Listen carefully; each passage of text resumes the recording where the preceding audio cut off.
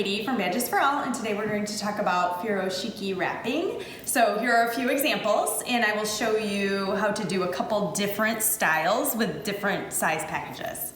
All right, so first I'm going to show you our collection of fabric that we use for wrapping, but this I might use for birthdays or any other event that's coming up. So I did pull a few and actually some napkins that we're going to use today as examples. Usually a napkin size works really well depending on your box, but you want it to be a square.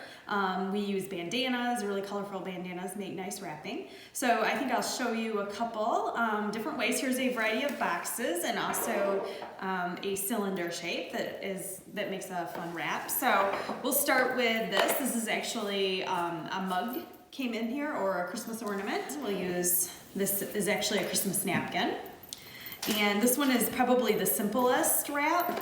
So you set this right in the middle, the flat side toward the corners, and you just bring up the two sides here and do a very simple tie like that. And then you take the other 2 points, turn it, kind of tuck these in here, bring up this side, bring up this side, and then just go ahead and tie that.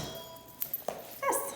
Okay, so we have this cylinder candle that we're gonna give as a gift, and this is an easy, there's a couple different ways you could do this one. You could roll it like this, and then use kind of like the Tootsie Roll, I call it, and then you could use ribbon to tie on the side, or you can do kind of like a waterfall shape, which I think looks really pretty. This is the perfect size for this one, where again, you just pull up the corners, and then you can take either a ribbon or a rubber band, which I have a matching rubber band here, left over from a newspaper, so we're reusing the rubber band, and you just very easily go around a few times, and then you have a very cute little waterfall shape.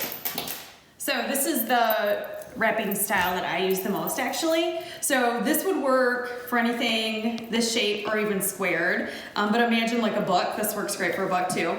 So basically I set this probably about 6 inches into the fabric, and then I fold that over, and then you roll it,